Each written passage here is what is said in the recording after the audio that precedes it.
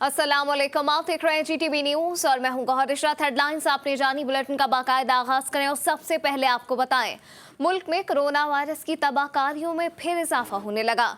मुहलिक वबा ने एक रोज में 104 जिंदगियां निगल ली, जिसके बाद कोरोना से अमवात की मजमूई तादाद 19,856 हो गई है।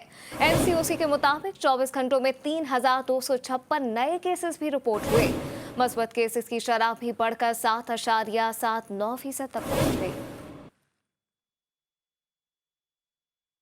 कोरोना वबा फिर से खतरनाक सूरत हाल इख्तियार करने लगी। लाहौर में तशवीशनाक मरीजों की शरह में 64% तक इजाफा हो गया है।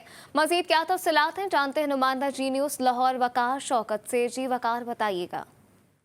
बिल्कुल, कोरोना वायरस से मुतासर मरीज़ों की तादाद एक बार फिर से जो है वो सामने आने लगी है। महकमा सेहत की जानिब से 24 घंटों के दौरान जो है वो 399 नए मरीज़ सामने आए हैं, जबकि ज़ेरे इलाज 23 मरीज़ जान की बाजी भी हार चुके हैं। लाहौर के 21 अस्पतालों में जो है वो कोरोना से तशवीशनाक मरीज़ों की शरह इस वक्त जो है वो 60% से ज़ायद सामने आ रही है। जिस तरह से मियो अस्पताल में, सर्विस अस्पताल में और इसी तरह जना और दीगर अस्पतालों में इस वक्त जो ऑक्सीजन पर मरीज़ हैं उनकी तादाद जो है वो बढ़ती नज़र आ रही है। लॉकडाउन में नरमी के बाद लाहौर की मुख्तलिफ मार्केटों में सूरत हाल ये है कि फिर से समाजी फासले और कोरोना SOPs की खिलाफ वर्जियाँ जारी हैं। ताहम महकमा सेहत ने यह हदायत की है कि तीसरी लहर में जो है वो जिस तरह से मरीज़ों की तादाद बढ़ी, लॉकडाउन में नरमी का मतलब ये नहीं है कि लोग फिर से SOPs की खिलाफ वर्जी करें, और जो भी खिलाफ वर्जी करेगा उनके खिलाफ कार्रवाई भी होगी, मगर शहरी जो है वो ताहाल बेहतियाती कर रहे हैं। जी, मुल्क में किसी वैक्सीन की कोई कमी नहीं है। सोशल मीडिया पर गलत खबरें फैलाई जा रही हैं। मामले खुसूसी बराए सेहत डॉक्टर फैसल सुल्तान का कहना है कि शहरी खुद को रजिस्टर कराएं और वैक्सीन लगवाएं। सोशल मीडिया की खबरों को बगैर तस्दीक के आगे नहीं फैलाना चाहिए।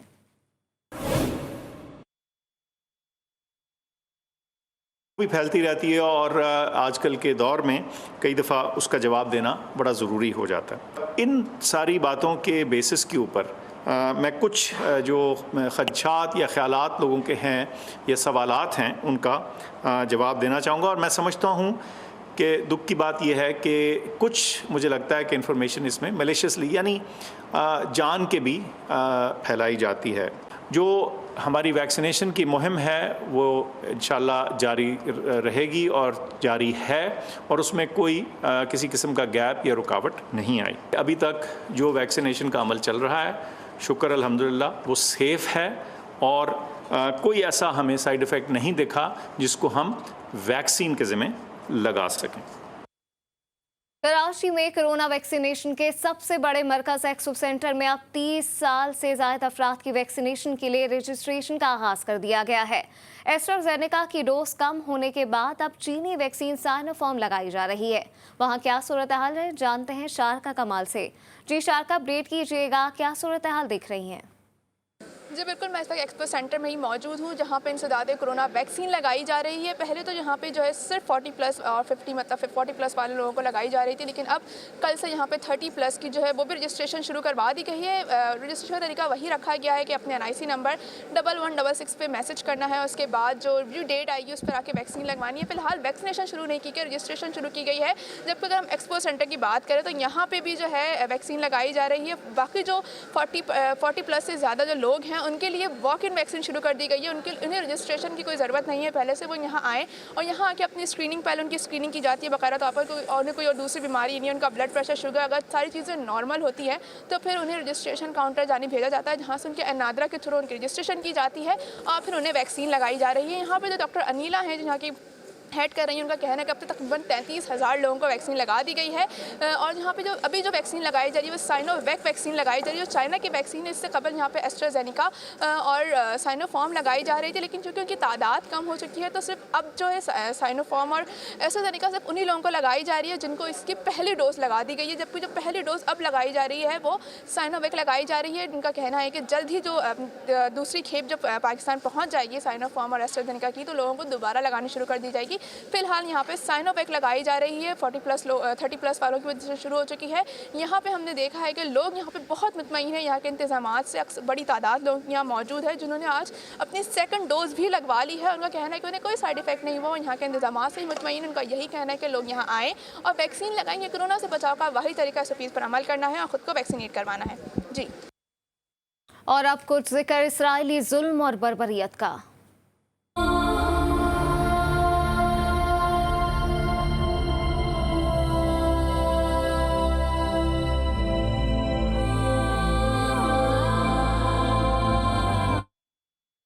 ना सकी।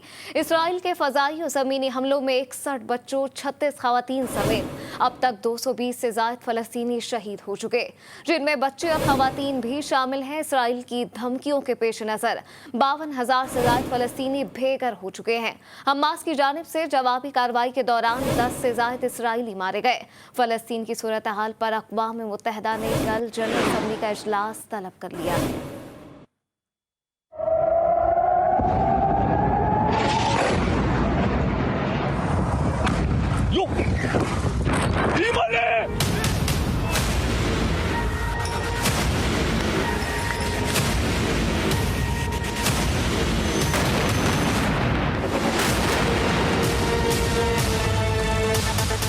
गजा और मगरबी किनारों में इसराइली फ़ज़ाई और ज़मीनी हमलों में 220 से ज़ायद फ़लस्तीनी शहीद हो गए हैं, 1300 से ज़ायद ज़ख्मी हैं। सहूनी फ़ौज की जानिब से आज 52 से ज़ायद फ़ज़ाई हमले किए हैं, जिनमें सरकारी और गैर सरकारी दफातर समेत अस्पतालों को भी निशाना बनाया गया।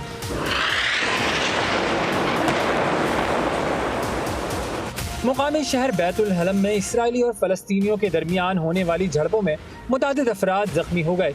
एक इसराइली ने खुद पर हमला करने का जवाब बनाकर निहत्ते फ़लस्तीनी की जान ले ली। अक़वाम मुत्तहिदा की इमदादी एजेंसी के मुताबिक शेख जराह के इलाके में फ़लस्तीनियों को उनके इलाके से बेदखल करने की धमकियों के बाद 52,000 अफराद बेघर हो गए हैं। दूसरी जानिब अक़वाम मुत्तहिदा ने फ़लस्तीन की सूरत हाल पर कल जनरल असम्बली का इजलास तलब कर लिया है। इजलास अमरीका के मुकामी वक्त के मुताबिक सुबह 10 बजे होगा।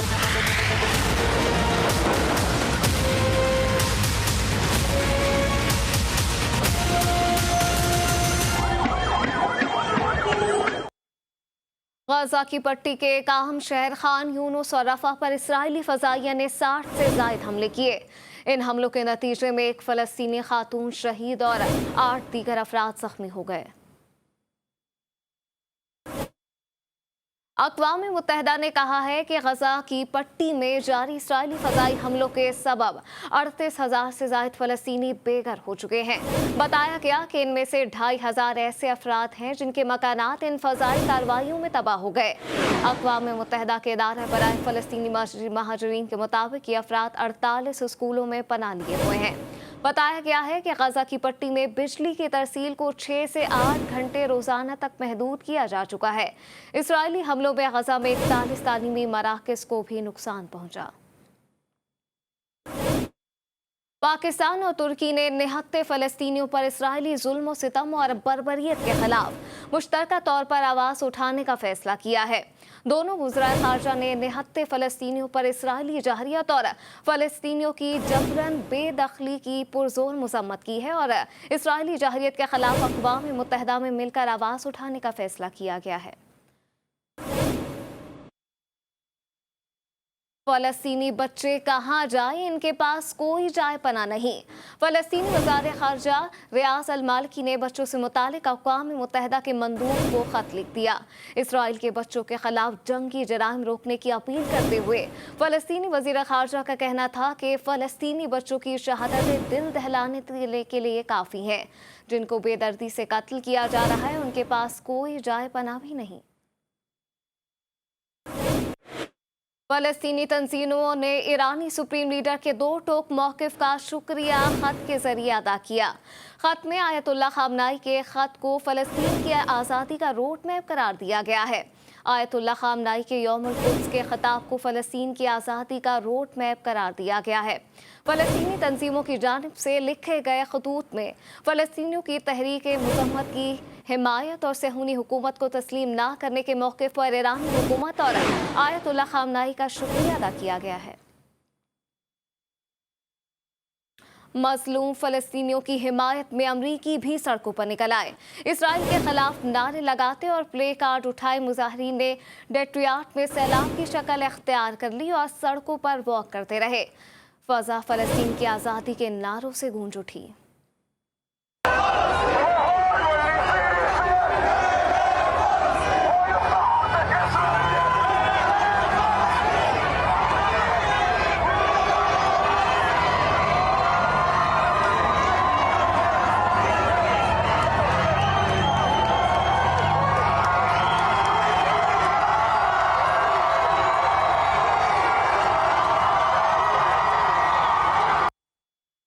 वफाकी हुकूमत का मुल्क भर में 21 मई को यौम यकजहती फ़लस्तीन मनाने का ऐलान।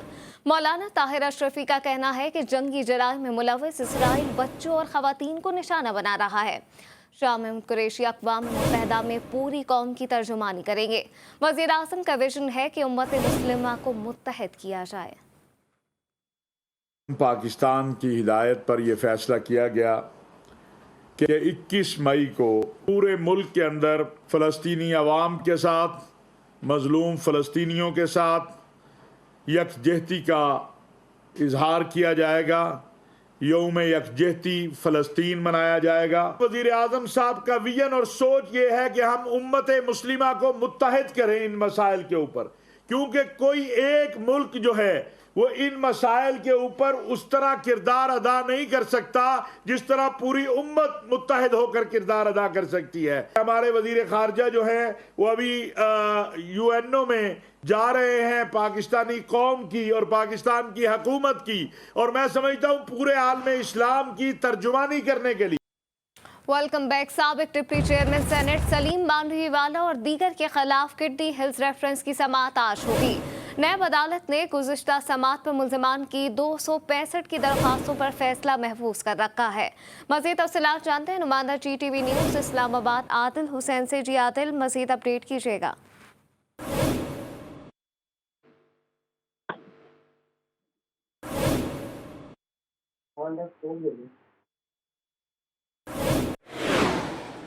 जी आदिल, मज़ीद अपडेट कीजिएगा तफसीलात से।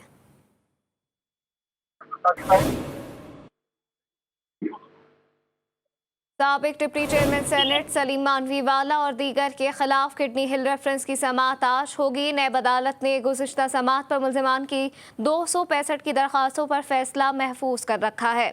आम खबर से इस वक्त आपको अपडेट कर रहे हैं कि साबिक deputy chairman senate Saleem Mandviwalla और दीगर के खिलाफ किडनी हिल रेफरेंस की समाअत आज होगी। नैब अदालत ने गुज़िश्ता समाअत पर मुल्ज़िमान की 265 की दरख्वास्तों पर फैसला महफूज कर रखा है। इस वक्त आम खबर से आपको अपडेट कर रहे हैं कि मज़ीद इस हवाले से क्या तफसीलात हैं, आदिल हुसैन से जान लेते हैं। जी आदिल, अपडेट कीजिएगा। हेलो,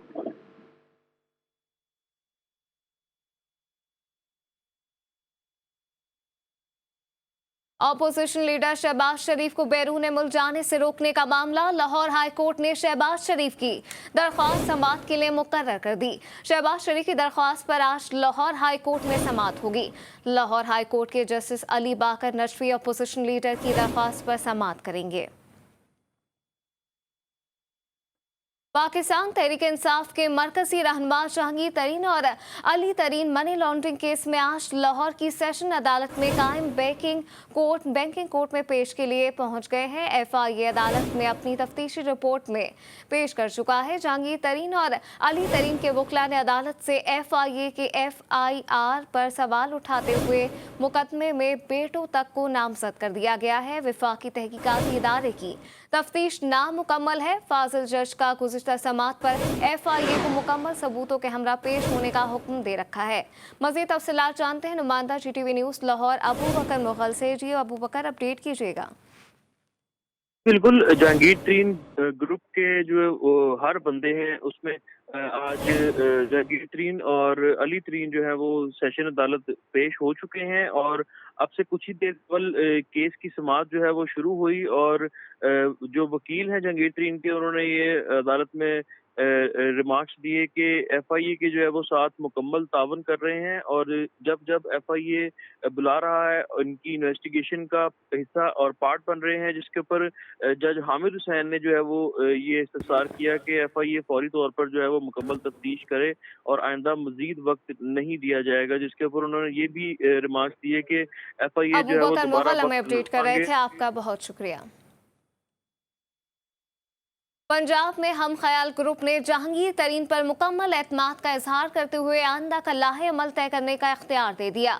कई घंटे जारी इशारे में कौमी और पंजाब असम्बली में पार्लिमानी लीडर के नामों पर भी इत्तफाक कर लिया गया है। वकास शौकत की रिपोर्ट देखिए।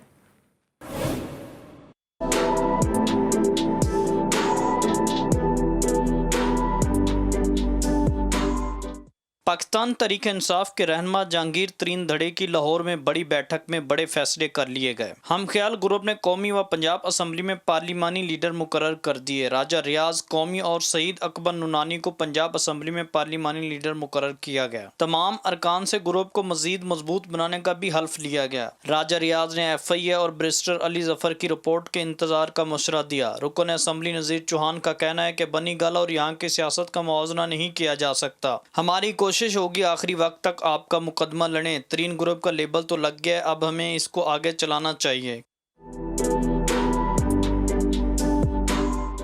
सूबाई वजीर नुमान लंगड़ियाल का कहना था कि पंजाब हुकूमत इम्तियाजी सलूक कर रही है। इंशाअल्लाह ताला हम इस गवर्नमेंट के साथ इस गवर्नमेंट को मजबूत देखना चाहते हैं और इसके साथ पूरा तावन करेंगे। इंशाअल्लाह ताला ये तमाम मेरे साथी इस चीज़ पर कारबंद हैं।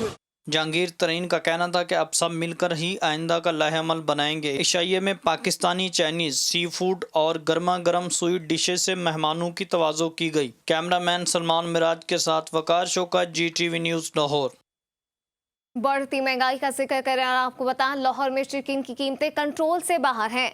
7 रुपये मजीद इजाफा, नई कीमत 429 तक जा पहुंची है। इस हवाले से मजीद क्या तफसीलात हैं, वहीद गुजर से जान लेते हैं। जी वहीद, अपडेट कीजिएगा।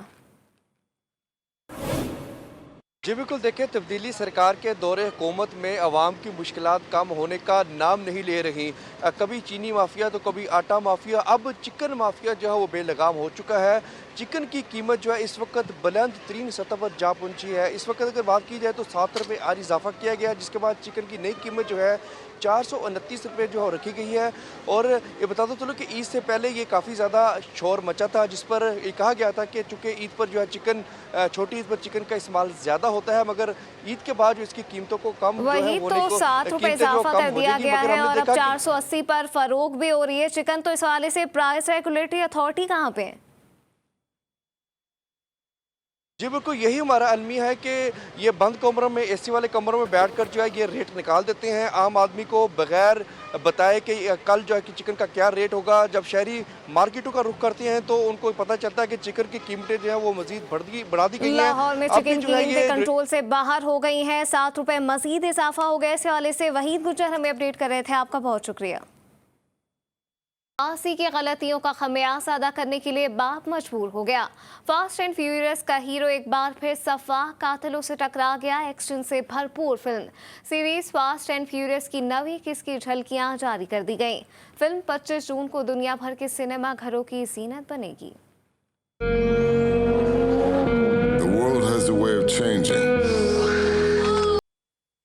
न्यूज़ बुलेटिन में फिलवक्त इतना ही। एक ब्रेक के बाद हाजिर होंगे हेडलाइंस के साथ।